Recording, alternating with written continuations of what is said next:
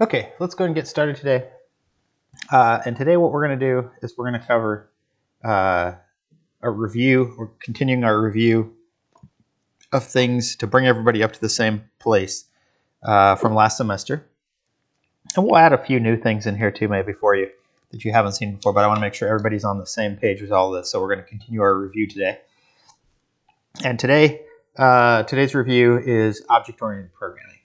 And so let's go ahead and get started on that. We'll write some code together here before the end of the day. But I want to make sure everybody's on the same page here.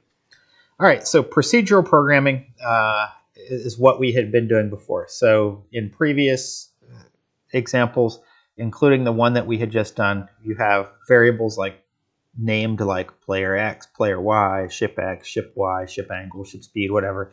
And if you remember, we had that last example that we had done where we created a ball and it bounced around the screen. Let me just switch over to that for just a second and remind ourselves what that code looked like. So hold on just a second while I switch the screen over to look at that. Oh, let me switch it so you can see what I'm doing here. Right there. Okay, so here's the code that we had from last time. And the code we had from last time, remember we had this vector motion example. Notice that we have that here. Ball X, ball Y, ball speed, ball angle, ball radius. We just named the variables things to kind of tie them together. So we don't have any object-oriented programming really going on there. So we created the variables, gave them values. Down here we changed those variables, speed the ball up, change the angle of it that it's traveling, slow it down. So speed it up, slow it down, change the angle. And then as we're moving it, we basically computed the dx and dy, but then that updated these variables, ball x and ball y. So the way that we're doing this here is very much non-object oriented. This is a form of programming called procedural. So let's switch back to the slides for a second here. So this is how we've been doing things, or how we did things in that last example. And maybe we would also write some functions to help make our code easier, like maybe draw a ball, draw a player, or whatever. Then we would put code indented under those, distance, so forth. And that's the way that's the procedural way of writing programs. So procedural programming, you basically have variables that you create, you give them names, you put data in them, and then you have functions that you write that perform actions on the code or in code in some way that often changes the variables, takes the data from those variables, does something with them. But that's how procedural programming works. Now, variables in procedural programming, it very closely models the way the CPU works. Variables are used to store things in memory, in the computer's memory. Functions let you access the CPU's instructions to do things to that data that's in memory. And even though that closely matches how the computer works, you have memory, you have a processor. The processor does stuff and it changes the memory. The processor executes operations that do calculations and move things in and out of memory and change values of things that are stored in memory. But that doesn't closely match the way the real world works. And that's what object-oriented programming allows us to do, is to think about programming in a different way so that data and functionality are linked together in a more natural way that can closely or more closely represent how the real world works with objects in the real world. All right, so that brings us to object-oriented programming. And it still makes use of the computer's memory and CPU, but it's organized a little bit differently. So rather than thinking of it as, here's memory, you make variables and it stores things, here's some functions we write that do things that we feed the variable data into, and it does things and changes those variables.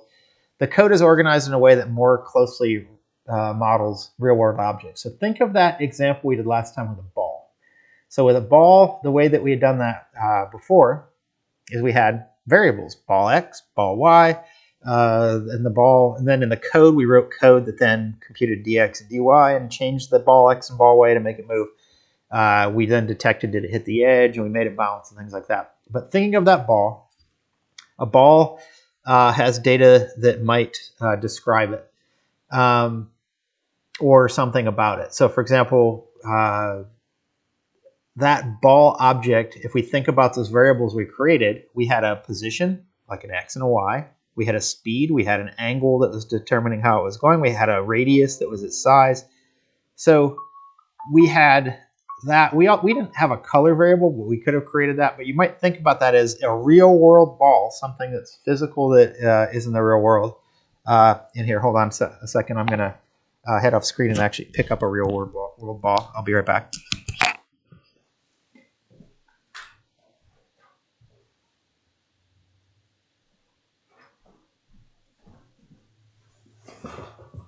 Okay, and I'm back with a table tennis ball, sport that is near and dear to my heart. I've played seriously for many years. I just happen to have one lying on the floor here because right over there is a table tennis table and a table tennis robot and some other things. But you'll notice this is a real world ball. Oops, hope I didn't type anything there. But you'll notice that it has their attributes that describe it. It has a position in the world. Where is it in the world? In this case, X, Y, and Z. Or we could think of it as longitude and latitude and altitude, or however we want to think of it. But it has a position in the world, it has a color. This is an orange ball. It has a size. This is 40 millimeters. This is the official size of table tennis balls now. It has a speed. Right now it's 0 relative to, well, close to 0. I'm moving my hand a little bit. And it has a direction of travel. If I move it, it's moving. And it also has some other attributes we could describe. It has a mass. How much does it weigh? This happens to be a 3-star ball. I don't know what company this one is, but it's a high quality ball, but not the best quality ones that I play with. But you'll notice that it has some real world things, but it also has some attributes, or not just attributes, but it has things we can do to it and things it can do. It can be moved, it can be dropped, it can be like tapped, it can be thrown, it can be hit with a racket, it can be bounced. I don't know if you heard that or not, but it bounced. I can kind of squeeze it and get it to fly around. But it has, so this object encapsulates both attributes, things that describe it. Think of those like adjective. But it also has capabilities or things that can be done to it, or actions like verbs. So object attributes are things that describe it. Object methods are capabilities, things it can do, or things that can be done to it.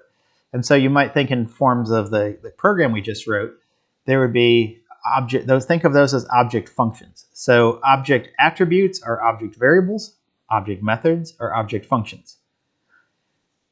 And for a ball, it might be move. In a game, it might be render. We might apply a force to it to get it to which will cause it to move. You could probably even destroy it. We could light it on fire and watch it burn up. All of those things would be considered things that can be done to this, or methods, capabilities that this have.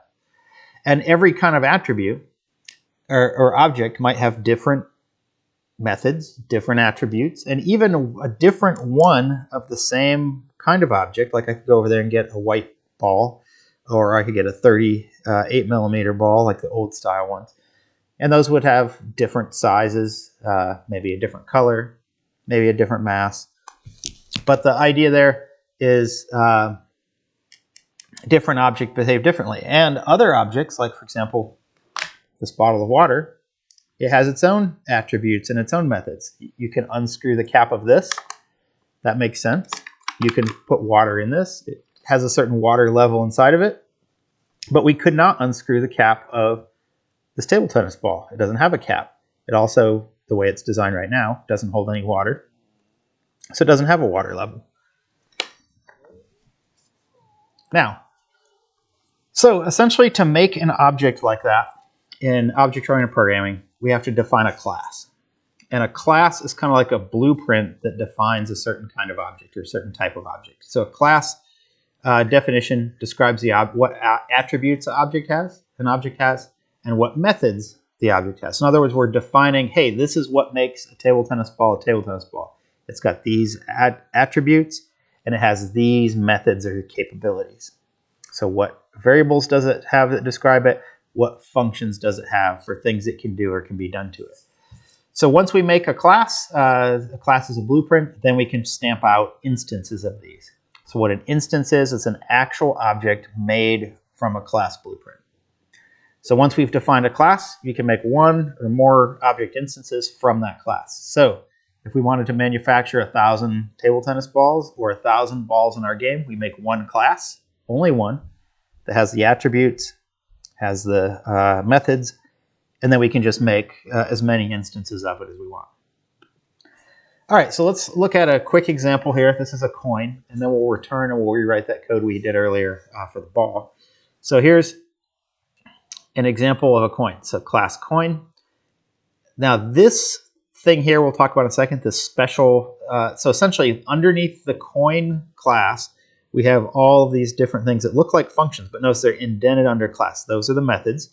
One of the methods is special, and that, at least the way we have it right now, and that's this underscore underscore init underscore underscore. That's a special name for one of the methods called the constructor. And that's the constructor function, object function that runs automatically at the factory when we create one of these. In other words, whenever I create an instance of a coin class using this blueprint, this is what happens to it. You can think of it as at the factory or when we create one. And essentially here, what we're doing is we say self.type, self.year, self.what side is up. So if we have a coin, I don't have a coin in my pocket, but when we create one at the factory, it has a type, it's a penny, the year is 2020 or 2021, the side up is heads. And then we can do, right now in our code, we define two things. I could look at it and see what year it is and what type it is and which side is up. So your 2021 penny is on heads, and so forth. And then this flip actually randomly flips a coin, and it can switch heads to tails or tails to heads. It randomly picks one of the two. And so you can see all of that happening here in the thing. So in other words, the way we create a class is we define what attributes we want it to have. Those go into the constructor, and we add them when it gets created. And then we define the methods or the object functions that we want it to have, or the things we can do to it. We could look at it. We could flip it. Now, once you've defined that class, here's our blueprint. We can make instances from that. So to make instances from that, you can say penny equal coin, dime equal coin,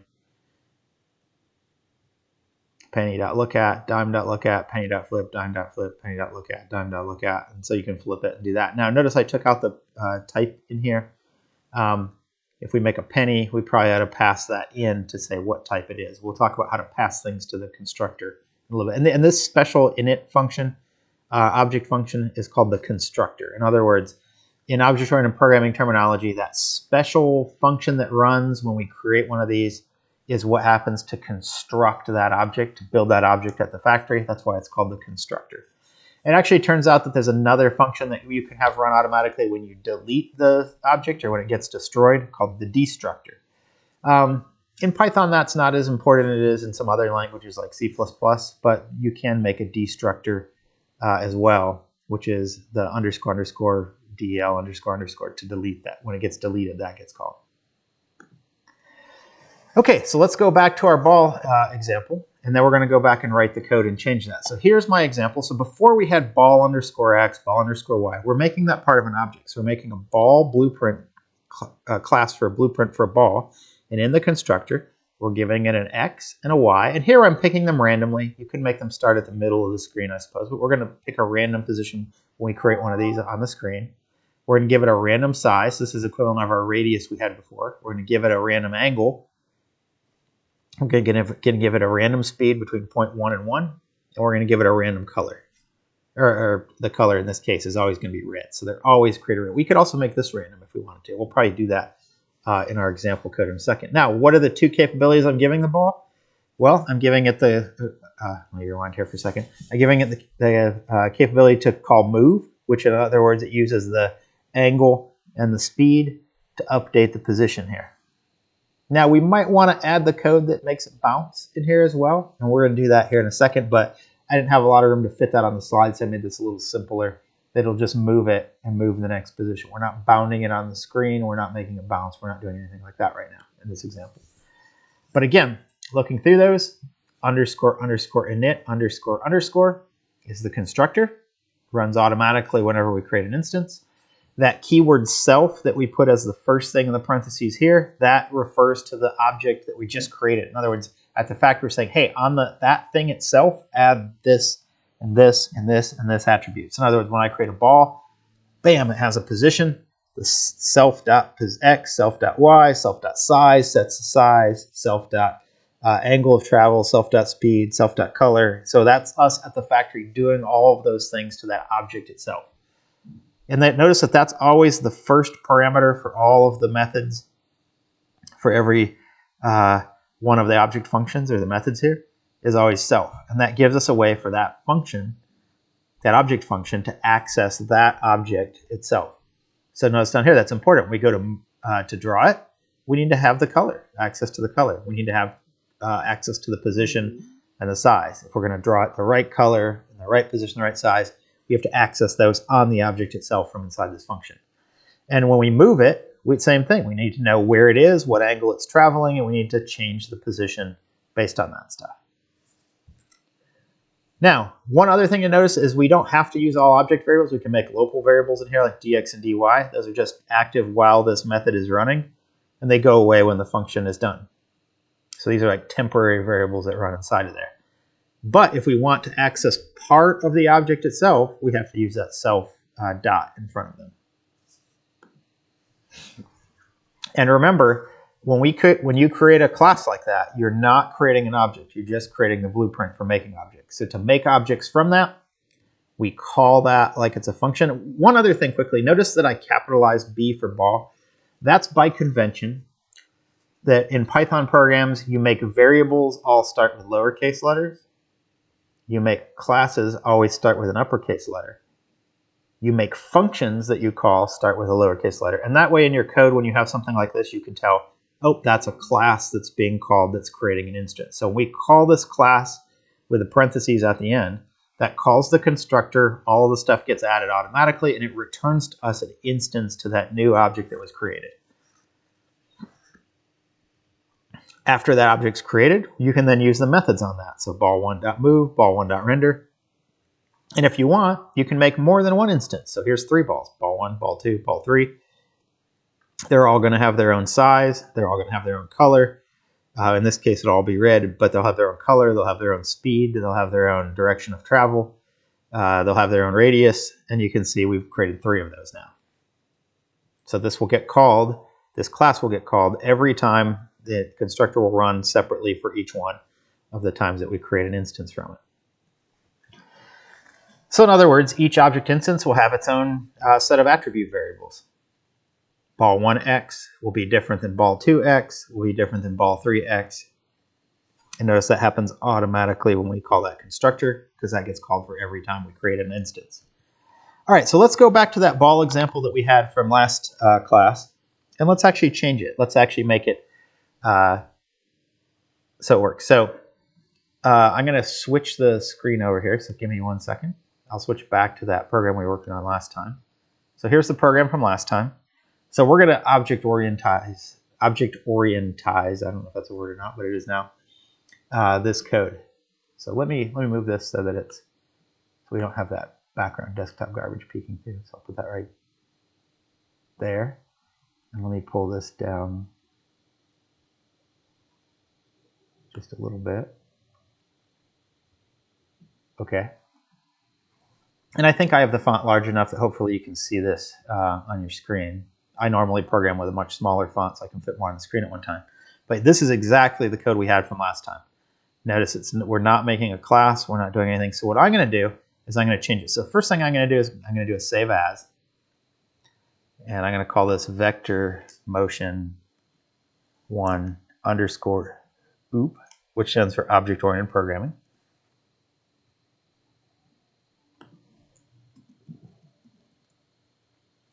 Not OPP, that's something else. That's also a song by a group called Naughty by Nature. OOP. I suppose we could make an object-oriented programming song too. Are you down with OOP?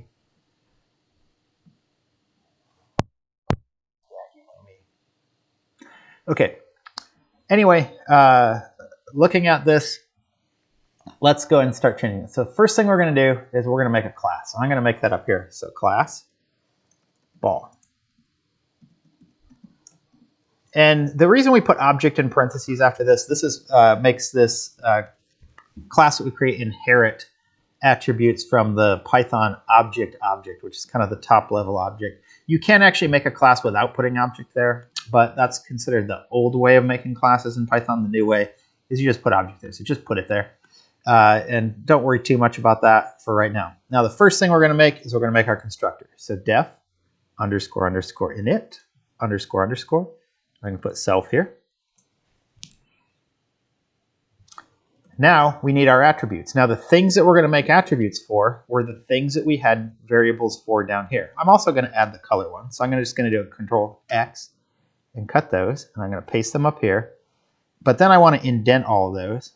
And so I'm basically going to, highlight these and indent them underneath that. And you can indent if you forget what the, you can highlight a group of things and indent or dedent them. And you can notice if you go up under Format, where it says Indent Region, so Control bracket and Control or right bracket, Control left bracket moves things over, moves things back. So as a shortcut, you can do that. You don't have to go tab in each one. Now, we don't want to call this ball underscore x anymore. We want this to be part of the object. So this is going to be self dot in front of all these. So we're just going to go through self.x, self.y, self.speed, self.angle, self.color, or self.radius, and let's add a self.color. Self.color. And we'll do it like we did in the thing. Actually, let's make these random. Random.randint.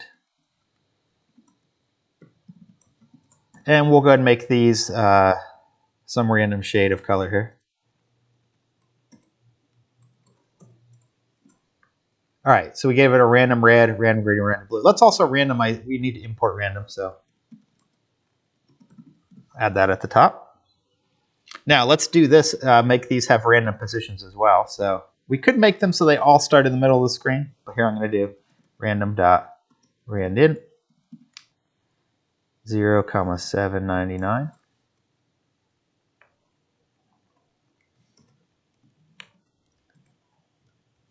$5.99. Now, I'm going to actually do something a little bit more interesting here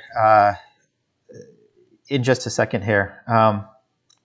You're going to see a problem that we have here. So speed, let's do random dot. Let's make the speed uniform. And the difference between uniform and randint gives you an integer, whole numbers only. Uniform gives you fractional numbers in some range. So I'm going to say random.uniform 0.1 to now let's make it go up to 10.0.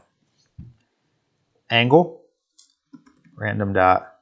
Now we could make the angle of travel integers only or fractional. Let's just do randint. Go 0 to 359 to get all 360 degrees possible. And then our radius, let's do random dot randint. Let's do 10 up to 35. And we can change those later if we want to. So now we have all the things, but there is a slight problem here. Notice that our radius that we have down here, we're allowing this to pick positions that actually put part of the ball off the screen. And one of the things that we worked on last time was making it so when the ball bounced, it hit just the edges of the ball against the screen. So in other words, we made it so that, let's say this is the edge of the screen here, this pen. We made it so when the ball hit that it would hit the edge, not overlap the edge before it bounced. But we're allowing balls to start that are already kind of part way off the screen. So we might say, how can we fix that so we never create them so they go off the edge? Well, the idea here is we want to start here with a range of values being starting with a radius and going up to 799 minus the radius. But at this point, we don't know the radius yet. So what we probably ought to do to make this work, let's go ahead and Control X that and put it at the top. We'll make the radius first. And then here in the code, I can say self.radius is our starting point. We'll do that for both of these. Now, what about the last position on the screen? We'll do minus self.radius on each of those. So now we've guaranteed that the ball will always never be overlapping the edge when we create it. And now we have that. So that's the constructor part. But now we're going to have two functions. We're going to have render that draws the ball on the screen. And notice that there's this special keyword called pass, which basically is a version of a null operator or a null command that doesn't have any effect, but it still acts as a placeholder to add stuff later. And one of the things that I'll do when I'm writing code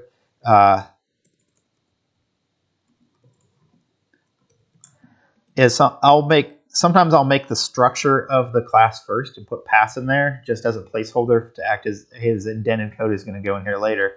And that way I'll go back and fill those in. So in other words, you make kind of like the outline of what the object class looks like, and you go back and fill the code in. So let's fill in the stuff for render first.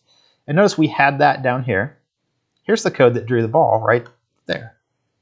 So let's actually just copy that. We'll do a Control X and cut it out. And then up here at the top, under render, we're going to paste that in. Now, there are a couple things we need to change. Here's the color we used last time. Let's put the random color that we generated for us, so self.color. And now here, rather than ball underscore x, this is going to be self.x. And rather than being ball.y, this is going to be self.y. And here, rather than underscore radius, it's going to be self.radius. And there's the code for drawing it. Now, the code for moving it, we had that down here as well.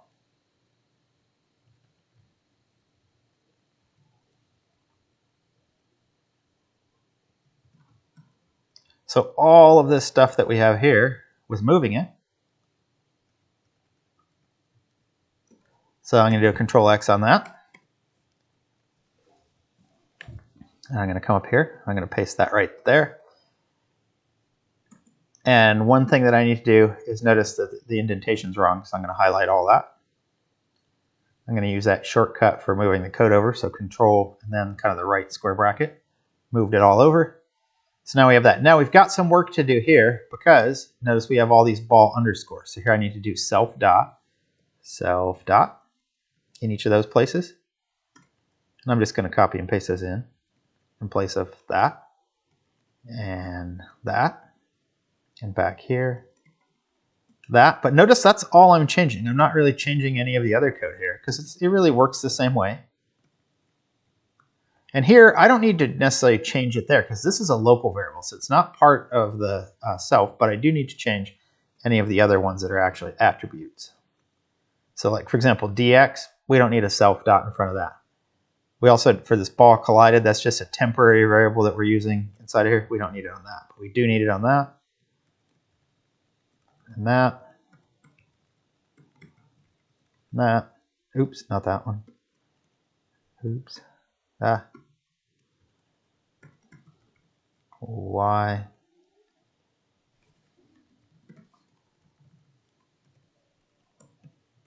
The radius.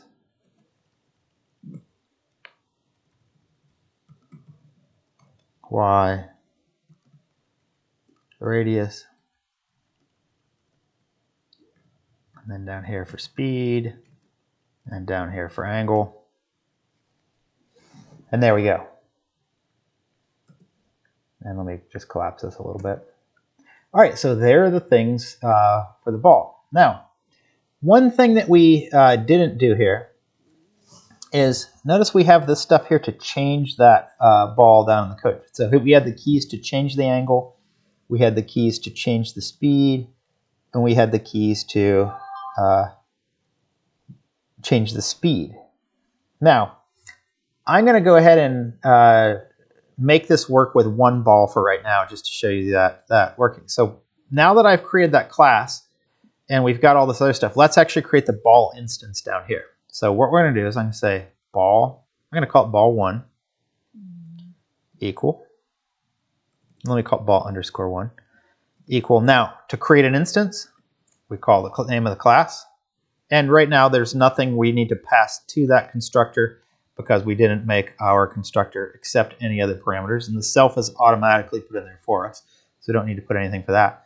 So this is going to create an object instance of one of those balls. Now down here where you had ball itself, I can just do ball 1 dot angle for each of these. So in other words, I'm creating the ball object instance. Down here, when I press A, allow that ball instance 1, its angle attribute, to be either increased or decreased. Ball underscore 1 dot speed, ball underscore 1 dot speed, ball underscore 1 dot speed, ball underscore 1 dot speed, ball underscore 1 dot speed, 1 dot speed. Now, down here in my code, now I'm going to add my code to do ball underscore 1 dot draw. And up here, ball underscore 1 dot move. So notice how much that cleaned up the code down here, that we're basically saying, hey, you know that ball we created? Move it, and then draw it. And then the next time through the loop, move it and draw it. Now we have a little bit of stuff up here. We could have actually made methods to change the angle of the ball, or we could have actually put this stuff inside of the code that's reading the keys. So we could pass the key variables to that, or have it just use the global keys thing and look at that and make a decision on whether to change angle or not. Right now, we're going to leave it like this. So let's run this and see it work. Hopefully, we didn't make any mistakes. Okay, we draw. I think I called it render instead. Yeah, let's change that. This needs to be render. Render. Okay, let's try again. Okay, and there it is moving. And I can still control it with the keys on the keyboard. I can still make it go faster. But now notice we have this ball object that's a lot more like a real world object. That ball, rather than just being a whole bunch of separate variables and some code written somewhere that uses those variables, it's all self-contained inside of there. It knows how to move, it knows how to bounce, it knows how to do that. And so if I want to add another one, notice how easy that is. So to add another one, I don't need to make a whole bunch more variables. I can make another one here and say ball underscore 2 equal ball. Let's make 2 more. Ball underscore 3 equal ball. Oops. Ball. So now I have 3 of them. And I'm only going to allow the first one to have its angle and its speed change. But let's go and draw the other 2. So we move ball 1, we move ball 2, we move ball 3. And then let's render all of them.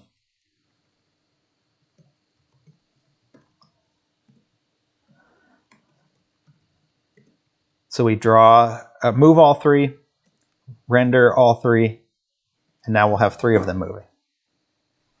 Oh, hold on. Ball 3 is not defined. Oh, cut and paste error.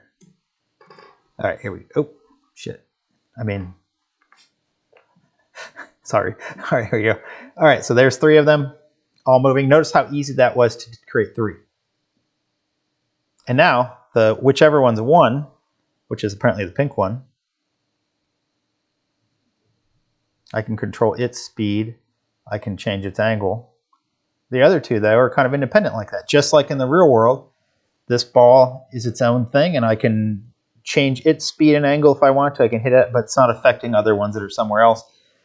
So all of them are self-contained. Now, object-oriented programming is especially useful for things like games. And in games, you have, I don't know, like enemies. You have enemies, they're all in different places, they're doing different things. Or you might have, I don't know, you're making a game like some sort of role-playing fantasy game like Skyrim or something like that, and you've got like chickens. You'd have a whole flock of chickens, and they all do their own thing in their own places, and they're all, some of them get hungry, and you scare them, and they run away, but that doesn't affect all of them. And notice how easy that is to do here. You want a herd of, want 1 chicken in your farmyard? It's just like 1 ball here. You want 100 of them, you make 100 chicken instances, and they all do their own chicken things, which can include randomness. All right, let's stop that. And again, notice that all of the stuff that ball is doing for how it renders and how it moves is all inside of here.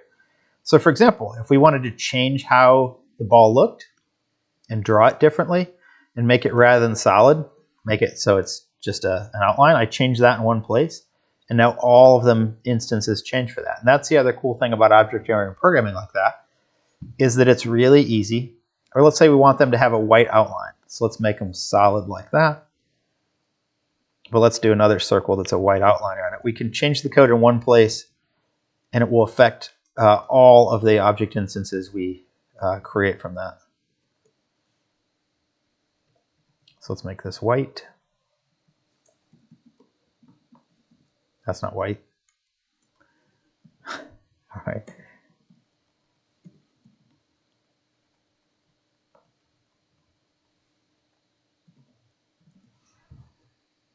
Now we have a white outliner on each of them that's 2 pixels wide. And let me slow down that one so you can see it a little better. But what's cool is you change the blueprint, it changes all the objects that get created with it. You can change that code in one place and you can have it do that. All right, let's go back to the presentation for a second here. So give me just a second to switch back.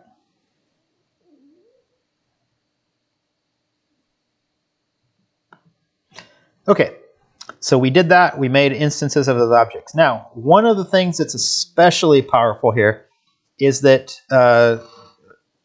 from a previous lecture, and let me fix a typo I have here.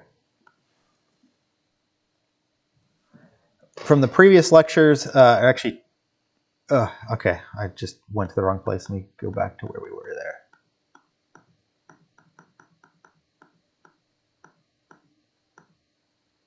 Oops. All right, lists of objects.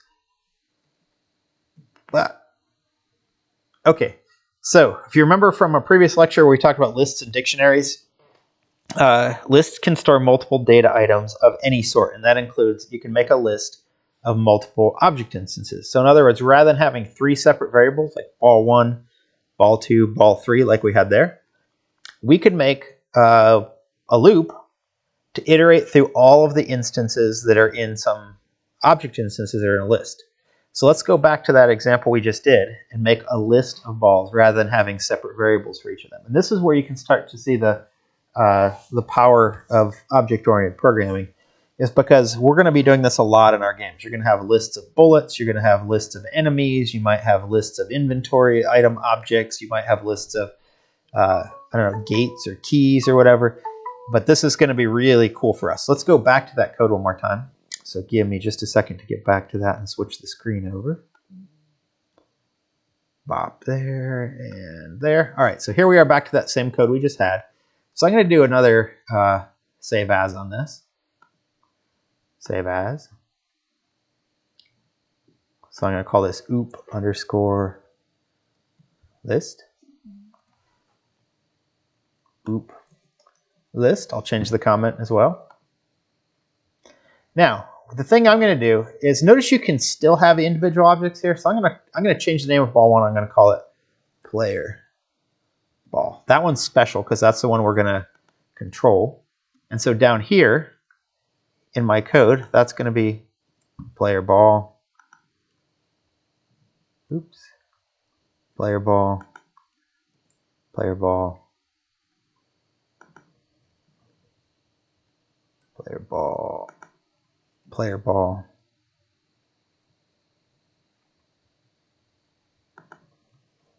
And so the player one is the one that we're controlling. The other ones are the ones that are going to be, we're going to make a list of. So now these two here, we're going to combine those into a list. And down here, when we render that one, we'll go ahead and render the player one, but then the rest of them, we're going to handle those with a list. So let's go ahead and make a list of those. All right, so to make a list for these two here, instead of calling them ball 2, ball 3, let's say I wanted 100 of them. I don't want to have ball 2, ball 3, ball 4, ball 5, ball 99, ball 100, whatever. We don't want to write all that code. So we're going to make a list. So we're going to say ball list, and we're going to start that out being an empty list. So that's creating an empty list, a list with nothing in it. But now we're going to have a for loop. And let's go through, let's start out with like maybe 20 of them.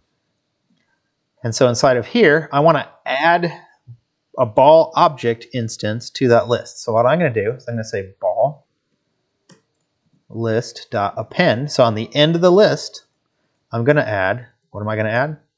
A ball object instance. So ball, when I call that, creates an instance. We're adding that instance to the end of the list. I'm going to get rid of that. So now I have 20 balls that are in that list that I created. So now down here in my code, I want to go through and move each one of the ones in the list. Now this is where it gets really cool. So I can say for ball in ball list. So for every ball object in that list, what am I going to do? I'm going to move each one. Ball.move. So that moves all 20 of them. Now down here to render all of them, I'm going to say for ball in ball list. We want to render each one. All right, super simple code now. So we're saying, hey, move the player ball, but then move all of the other non-player balls in the ball list. And then we render the player ball, and then render all the other ones in the ball list. So now let's run that. And notice now we have a whole bunch of them. Now, which one's the player one? Well, we can tell because we can speed it up and slow it down, but we might want to change our code so the player one is like special in some way. And so maybe the player one, we could add an attribute to say whether we want it to have an outline around it or not. So that's the one I can control. The other ones I can't. And so we could make a game out of this where you have to control the player one and try to avoid getting hit by the other ones, or you try to eat the other ones or something as we move the other one down. So notice here's the player one right there. It's kind of that bluish colored one.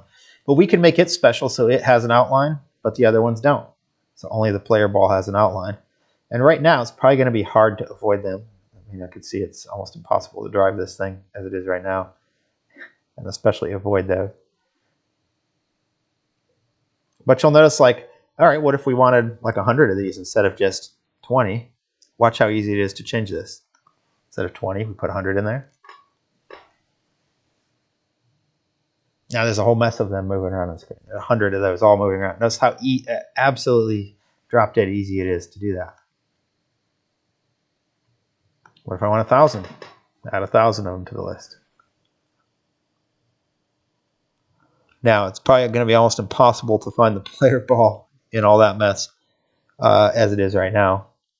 But notice how absolutely easy it is to have hundreds of things now all moving around the screen. And one of the things that allowed us to do that was the object-oriented programming. We just say, hey, make 100 of these ball objects. They each are automatically going to have their own color, their own size, their own X and Y, their own speed, their own angle. And then we just say, hey, move them, render them, move them, render them. And because of the way for loops work that allow us to iterate through that list of objects, we can just say, hey, go through all of the objects in the ball list, every instance in the ball list, and move each one, render each one. And in fact, we could have made one loop to do that. So rather than going through and moving them all here and then rendering them all down here, we could have gone through the loop once down here and said, hey, for every ball in the ball list, move it, render it, move it, render it, move it, render it for each one of those. So very, very cool way to organize your code. Very simple to do. And we're going to use this quite a bit later on with particle effects, bullets. You could even do this with lists of enemies, have the enemies moving and making decisions and things like that. But that's kind of the basics for object-oriented programming. Now, let's go back to the slides for just a second here.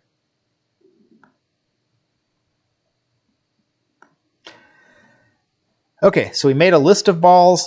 We made it so we could have as many as we want.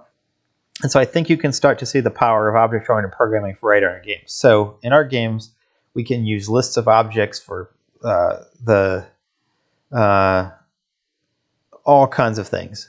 The players, bullets, the enemies or non-player characters, the treasures, the type, how much value it's worth, the position, health kits you could use, weapons, what's the type, what's the condition, how much ammo does it have, what's the position on the screen, particle effects to have sparks or fog or smoke or fire or all kinds of things. Just tons and tons of uses for creating different kinds of objects. Non-player characters like chickens, inventory items that are lying around on the map, like, oh, there's a sword on the ground here, there's a gun on the ground over there, there's a health pack over here, there's some food. And if you've played a game like, I don't know, like any of the Fallout games or like Skyrim, you can kind of start to see how they would make different objects for different things. Or even a game like Halo. Here's a vehicle object. There's one instance of a vehicle here. There's another instance of a vehicle there. Grand Theft Auto, another good example. Bunch of non-player character object instances walking around doing their thing. Bunch of cars that the non-player characters can get inside of and drive around, and other object or inventory or items as well that you can deal with. Now, one of the things that comes up though is that in our ball class, we might want to tell it something about that ball when we create it. Like we might want to give it some special thing, like a special size, a special color, special position or speed, and so forth. So one of the things that we might want to have is to identify that special ball, like for example, the player ball have a special halo around it, but nothing on the other one, so we can identify it. We might want to pass that information in to the constructor.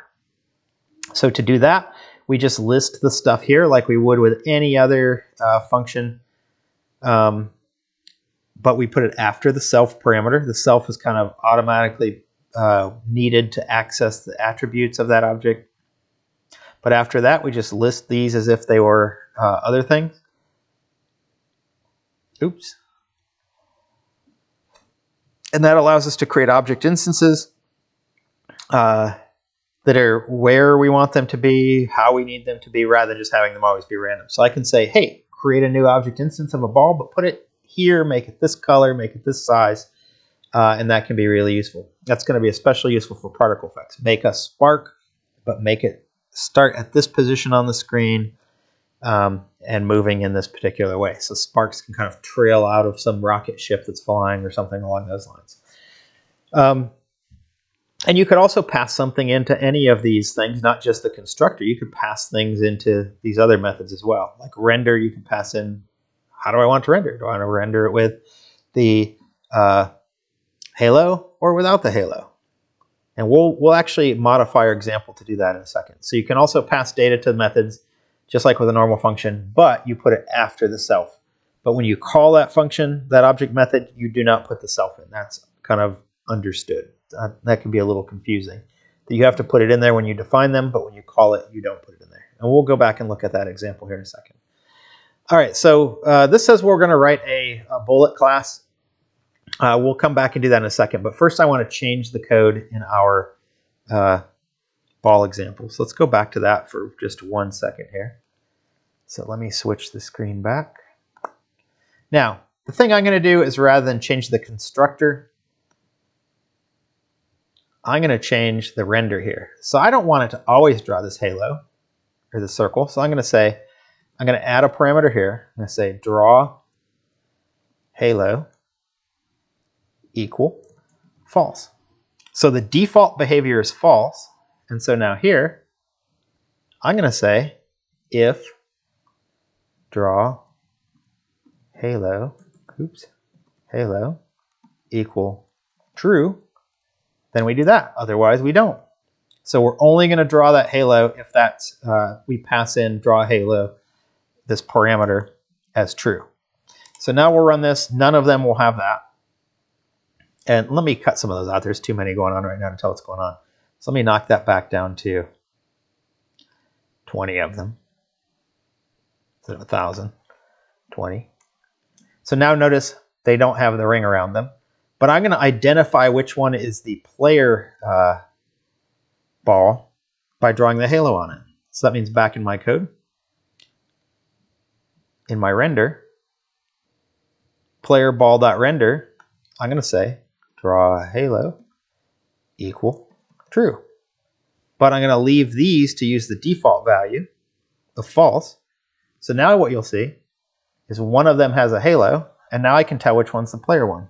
So I can speed it up, I can slow it down, I can change the direction of travel of it, so change its angle and kind of steer that one around. But now I have a way to tell which one it is. And if you've ever used a program where you like click on something and it highlights that one so you can tell which thing you've clicked on, that's the kind of idea that would be there. Which one is selected? And actually notice I'm kind of trying to follow that brown one there. Let's see if I can. Oop, oh, I lost it. But anyway, maybe the selected item is highlighted in some way, so you can see us kind of doing that right there. to illustrate which one is selected right now, or the player one, the one that's special for some reason.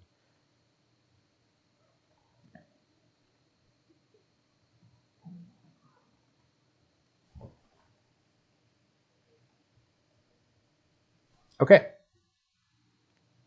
One other thing I might do here if I were actually making this a game is rather than having the player one be behind all of the other ones, put it so that it's on top. And that would be really easy to do. We just change the draw order. So here, rather than drawing the player ball first and then all the ones in the list, we could just change the order of this. Move it down after we draw all the other ones, not inside that loop. We back that up to there. So now you notice that the player one will always be on top. You can kind of see it there. Came up with a really dark brown color. But now it draws all the other ones and then draws the player one on top of that.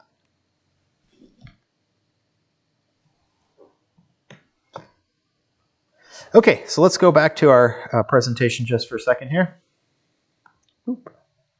Now, let's write some other code that is going to be have bullets. And in this case, this is what we're going to use as a basis for our particle effects. But we want to have it so when we press the space bar, it's going to make those bullets show up at the position of the mouse. And then we're going to make it so rather than bouncing off the edges of the screen, when the bullet gets to the edge of the screen, it's going to get removed from the list of bullets. All right, so let's go ahead and write that code. It's going to be similar to that ball class we just wrote, but a little bit different. And this will be kind of the last thing that we do today.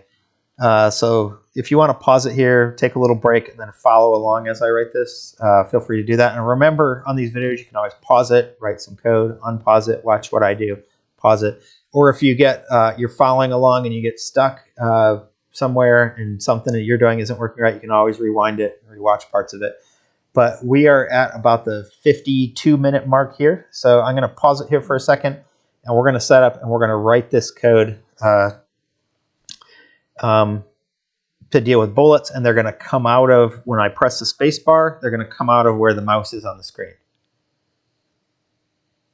All right, so I'm going to pause it and I'll be right back and we'll get this done. If you want to pause it too, then you can as well.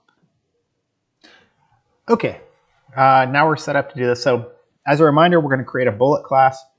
It's going to be very similar to the ball class. So we're going to make it so we can control the position of the bullets when they're created. And then we're going to make it so when you press the space bar, it's going to add a new bullet to the bullet list at the position of the mouse.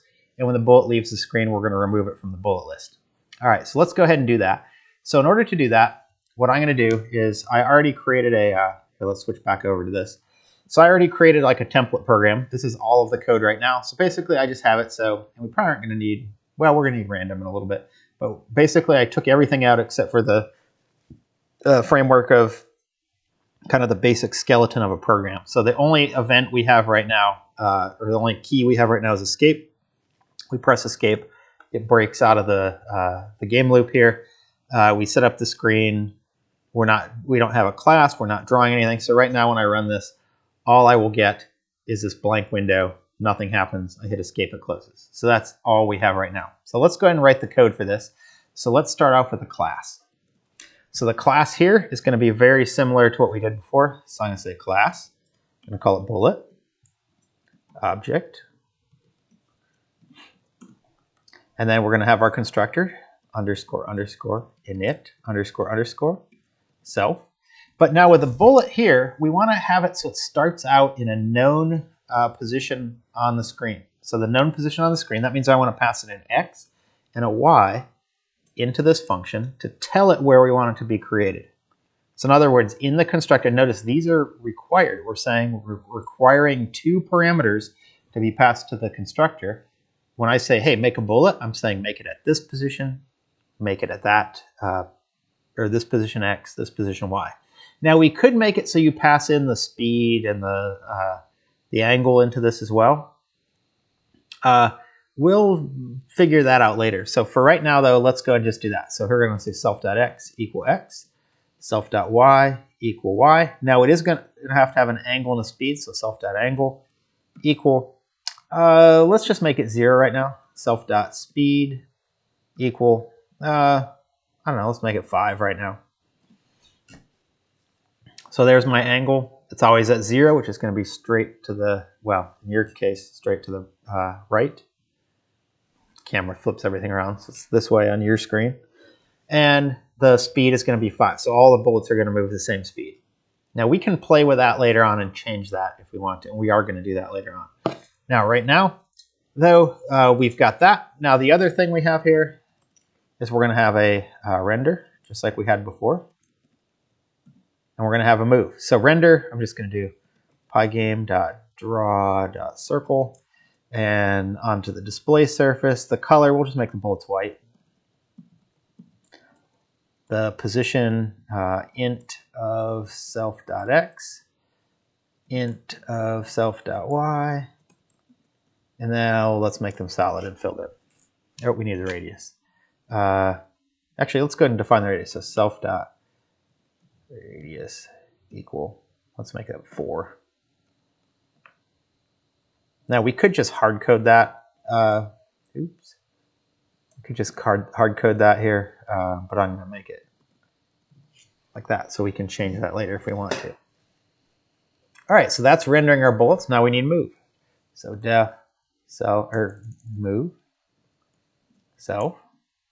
Here we're going to do dx equal. Now dx is to change left and right, so we're going to do self.speed times times math dot. Now left and right is cosine because sine is up and down. So math dot cosine of self dot angle. And if you remember angle, if we're doing that in degrees, we need to convert that to radians. So math dot radians, like that. And then here dy equals self dot speed times math dot sine instead of cosine, math dot radians. Having a hard time typing with my hands up in the air like this. Self dot angle. Now remember with the dy though, because the coordinate system is inverted in y, positive going downwards, we usually just multiply this by -1 here. And now we to the position. So to apply those to the position, we're going to do self dot x plus equal dx, self dot y plus equal dy. Now we don't have anything right now checking if it's left the screen. We'll add that in just a second.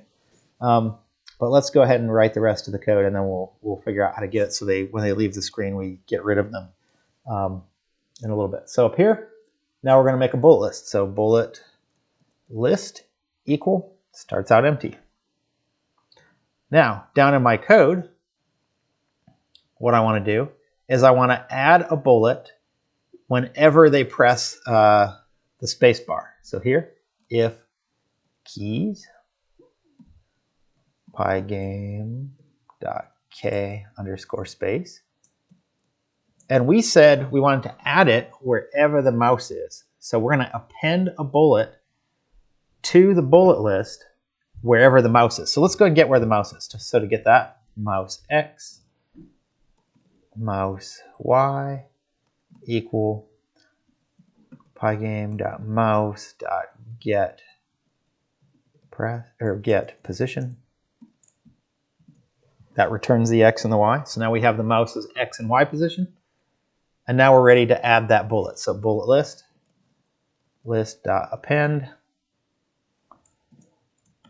a bullet object. Now, this is where we need to pass the x and y to the constructor. So this is where we want the bullet to be created. So here, mouse x, mouse y.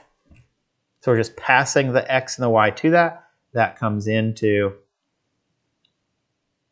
our constructor up here as x and y, and it's creating it at that position. Now they're all going to have the same angle, the same speed, and the same radius when we create them. But we now have the ability to put them in different positions. Now, let's render them all. So after this, let's do for bullet in bullet list. bullet.render. So that's calling the render method of the bullet for each one. Now we also want to move them all. So we can do that in the same loop or a different loop. I'll just do it in the same loop. Bullet.move. All right, let's run that and see what happens. So you'll notice wherever the mouse is, that's where it's creating bullets from. Now you'll notice that it's creating a whole lot of them, and we're also never removing them. We're never getting rid of them. So in other words, if I were to cap them and not allow them to leave the screen, you can see them building up on the edge. But right now they're moving across the screen forever. We probably have 1,000 of them by now. But you notice this is not really exactly like a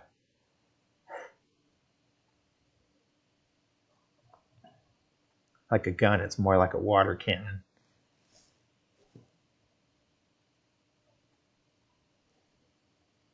And notice they're slowing down, and that's because we have so many of them now. We probably have thousands and thousands of them at this point.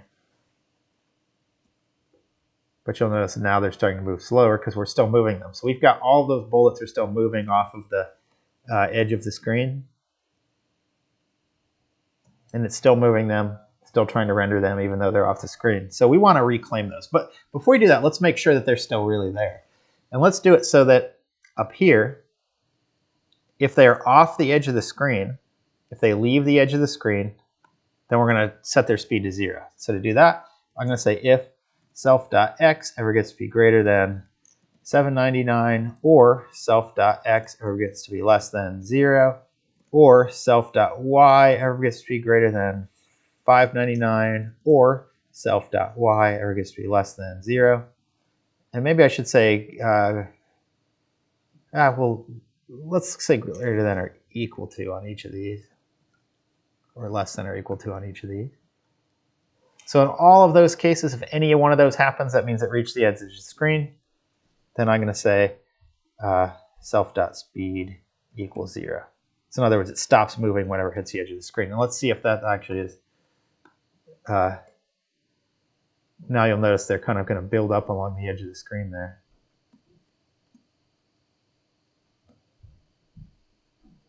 Now you can see them kind of splattering on the edge of the screen and staying there, but they're all still there. We want them to be reclaimed when they hit the edge of the screen.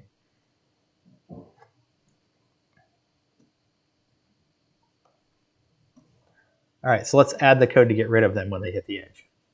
So the way I'm going to do that is we already have a check here that's checking when they get to the edge of the screen. So how do I get rid of them? What I'm going to do is I'm going to add, the way I'm going to do this, we could have a loop in our main that basically goes through and then says, hey, if I get to the edge of the screen, then take them out. What I'm going to do is I'm going to add another attribute here. And I'm going to make a self.alive equal true. And here, rather than saying self.speed equals 0, I will say that, but I'm also going to say self.alive equal false. So in other words, when they hit the screen, we're going to mark them as no longer alive.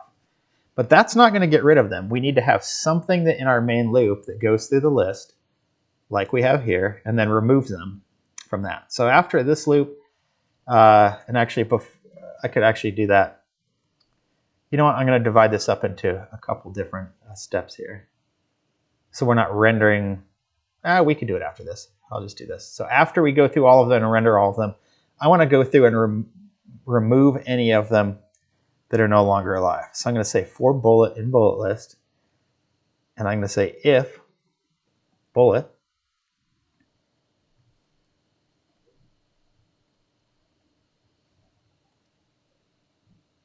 dot alive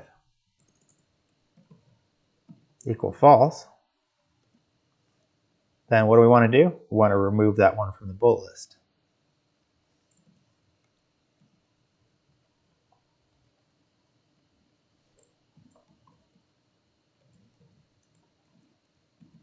So instead of moving it, we remove it from the list if it's no longer alive.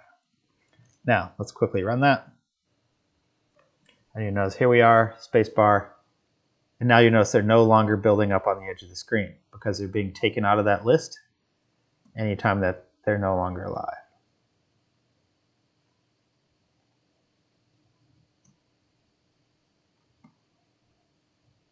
And now you could make it so there's other things that change them to no longer being alive. You can make it so when they hit something, or you can make it so they're time-based, so they exist for a certain amount of time and they go out of there. Now, the last thing I'm going to do today, now that we have that done, is there's one other thing that I want to do here. And that is, and this is a type of how to program this that you probably want to think about using in your thing. So I'm going to say or I'm going to make another loop here. I'm going to say bullets to remove. So rather than marking them when this move happens and then deleting them, I'm going to have this bullets to remove. So what I'm going to do is inside this loop, I'm going to say if, because notice that one of the things we're doing here is we're going through them all here, and we're moving them all and rendering them. Well, we're rendering ones that are already dead. And so what we might want to do is say, hey, when I move one, I want to say, if it's off the screen, if it's dead, then add it to the bullets to remove list. Because notice down here, I'm going through ones that are alive as well as ones that are dead. And really, I could save myself some time rather than going through them all again. I could say, hey, I'm just going to add this one to a list and to remove it later, and then I'm going to remove it later, and that can be more efficient. So to do that, I'm going to say if bullets, or if bullet dot alive equal false, or let's say if bullets dot alive equal true. So if it's still alive after we moved it, we render it. Else, if it's not alive anymore, then I'm going to append it to that list. So bullets to remove dot append. And let's add the word list on the end of this just to show that this is still a list. So bullets to remove list dot append. So at the end of this list, what I'm going to add to it, let me scroll this down so you can see it a little better. I'm going to append that bullet that is no longer alive. So here, bullet. So in other words, if it's still alive, draw it. If it's no longer alive, add it to the list of bullets to remove. Now down here, rather than going through all of them, I'm just going to go through the ones that are need to be removed. So for bullet in bullets to remove list, and now I can take out this check because I already did that earlier. Remove that bullet from the main bullet list. And this is a much more efficient. It's a little bit cleaner too. So in other words, we go through it and we're saying move it. If it's still alive, draw it. Otherwise, add it to this list of ones we're going to take away later. And then later on, we'll remove that from the main list. And as we run that, you'll see it kind of behaves the same way. Let me move that so you can see it. They no longer build up on the side. Same effect as we had before, but there are some advantages to doing it the way we just did it.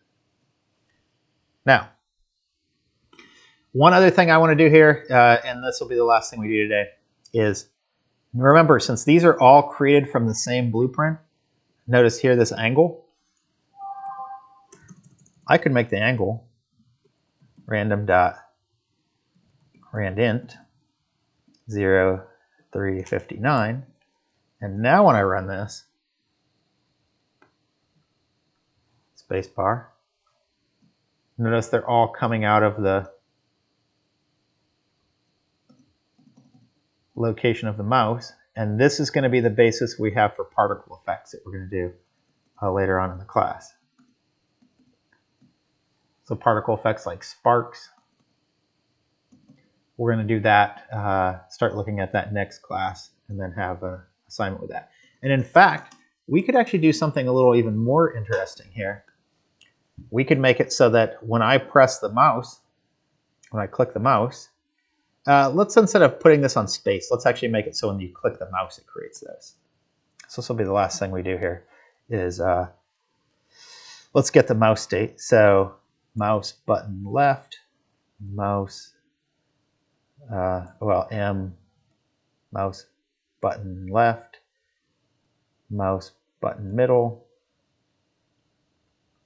mouse button right equal pygame.mouse.get position or get pressed. Yeah, you know what? Let's not complicate. Let's leave it with a space bar just to keep it uniform. But what I'm going to do here is I'm going to say rather than appending one bullet to the list when the space bar is pressed, I'm going to make a burst of them here. So for I in range, I don't know, let's make 30 of them. So every time we have the space bar pressed, we get a burst of 30 of these. Oop. And now you can see where we have things like particle effects, like an explosion. And rather than having them all have the same speed, we could give them a range of possible speeds. So right now the speed that we're giving them all appears they're all 5. So let's do random.uniform. Let's give them a range of speeds. Let's say, let's go between 3 and 5. And since this is uniform, that includes fractional values. So now if I create a burst of those, you notice we have something that looks more like an explosion.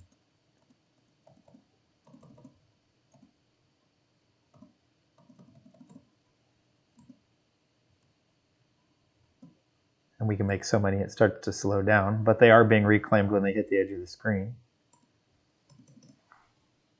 And that's what we're going to work on next class, is we're going to spend some more time on those particle effects kinds of things. But this gives us a basis for that here. All right, so again, here's the code. Bullet object has a constructor, a render method, a move method.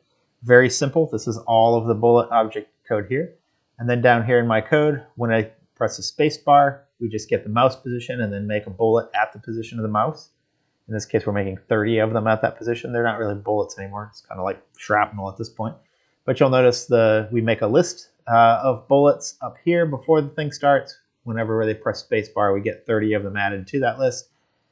And down here, we basically, in our main loop, notice how clean this is now. We go through every bullet that's in our bullet list, we move it. If after moving it, it's still alive, we draw it. Otherwise, we add it to the list of ones to remove. And then we go through the list of ones to remove and take them out of the bullet list after that. So super simple code, very small amount of code, but we have this really kind of complex behavior now that